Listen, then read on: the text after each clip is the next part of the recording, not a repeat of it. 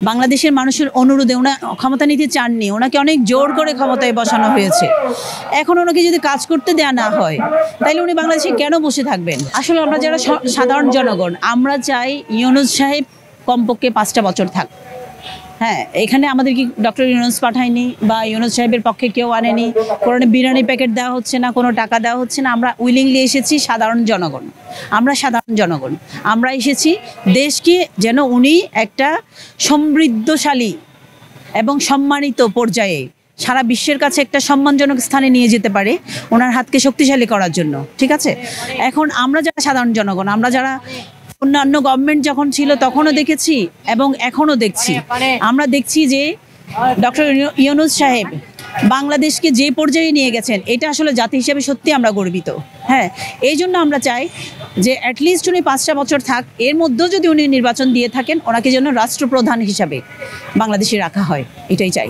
উনি তো আসলে বাবা হিসেবেই মানে অ্যাজ এ উপদেষ্টা, মানে উনি হচ্ছে বাবার ভূমিকায় পালন করেই ওখানে বলছেন যে যেহেতু উনি উপদেষ্টাদেরকে সন্তানের মতো স্নেহ করেন, তো বাবা হিসেবে উনি একটা কথা বলতেই পারেন যে তোমরা সংযত হও, অভিভাবক হিসেবে বলতেই পারেন সংযত হও, কারণ উপদেষ্টা ওখানে তো বাচ্চা ছোট উপদেষ্টাও আছে, তাই না? এখন বিরক্তির বিষয়টা আমি জানি না, কারণ আমরা তো এই পর্যন্ত যেটা দেখেছি তত্ত্বাবধায়কের ক্ষমতা গ্রহণের পর থেকে এই পর্যন্ত মানে ওনাদের নিজেদের স্বার্থ নিয়ে কাজ করতে তো দেখি নেই, দেখেছি দেশের স্বার্থে কাজ করতে।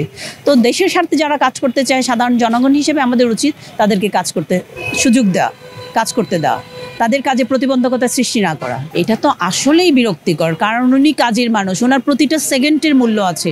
উনি বাংলাদেশে এসছেন বাংলাদেশের মানুষের অনুরোধে, ওনা ক্ষমতা নিতে চাননি, ওনাকে অনেক জোর করে ক্ষমতায় বসানো হয়েছে। এখন ওনাকে যদি কাজ করতে দেয়া না হয় তাহলে উনি বাংলাদেশে কেন বসে থাকবেন? তাই না? ওনার তো সারা বিশ্ব পড়ে আছে কাজ করার জন্য। এখন বাংলাদেশে যেহেতু ওনাকে কাজ করতে দেওয়া হচ্ছে না, প্রতিটা পদক্ষেপে ওনাকে বাধা সৃষ্টি করা হচ্ছে, এই জন্য ওনার সেই পূর্ণ কাজে ফিরে যেতে চাচ্ছেন। আর জাতি হিসেবে আমরা যদি ওনাকে রাখতে পারি, ধরে রাখতে পারি, তাইলে আমরা আমাদের স্বার্থেই আমরা অনেক এগিয়ে যাব, অনেক উন্নয়নের অগ্রগতি কল্যাণের দিকে দেশকে নিয়ে যেতে পারবো। এই জন্য আমরা নিজেদের স্বার্থেই আমরা যারা আন্দোলন করছি বা রোড ব্লক করছি, আমাদের উচিত আমাদের তুচ্ছ স্বার্থগুলোর ঊর্ধ্বে উঠে ওনাকে কাজ করতে দেওয়া, দেশের জন্য, মানে দেশের কল্যাণের জন্য, দেশের সার্বিক ভালোর জন্য, দেশের মানে উন্নয়ন অগ্রগতি কল্যাণের জন্যই ওনাকে কাজ করতে দেওয়া উচিত। আমাদের তুচ্ছ স্বার্থগুলো নিয়ে রোড ব্লক করা উচিত না।